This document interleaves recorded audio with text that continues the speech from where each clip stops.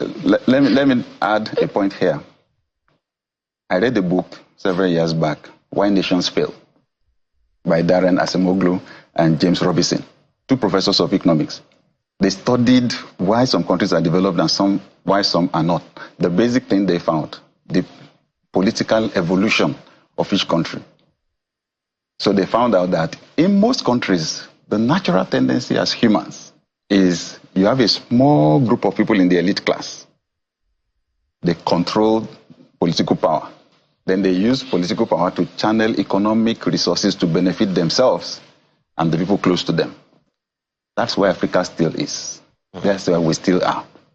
The countries that have been the most powerful, they broke the power of that elite class, right?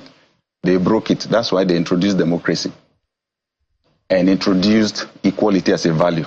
Started from France, that French Revolution thing. Until you do the that. Price of bread. Thank you.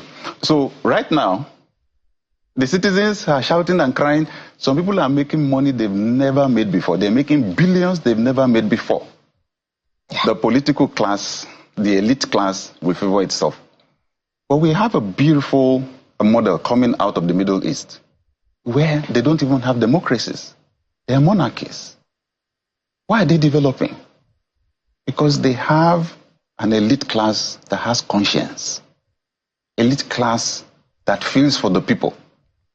Nobody voted them in. You can't vote them out. They just chose themselves to be good to their people, to empower their people. It's so sad, I must say, that when we look at our own elite class, it seems as if it cannot even redeem itself. But we can only appeal. And honestly, I'm appealing. I've become part of the elite class now.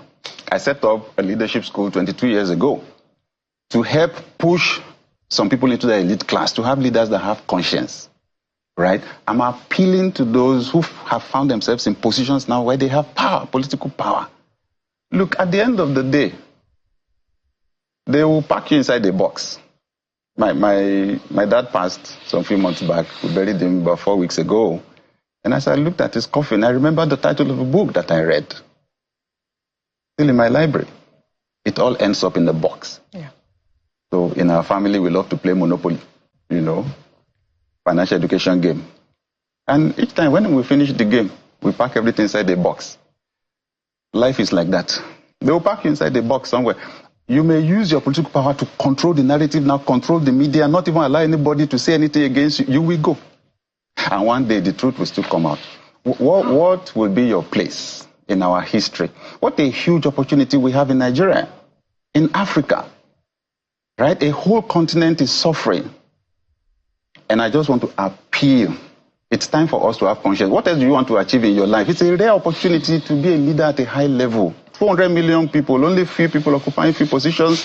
As we celebrate Nigeria's independence, I want to appeal to those of us that occupy positions, especially in government, that it is time to add conscience to that power and realize success is not about what you acquire, it's actually about what you give.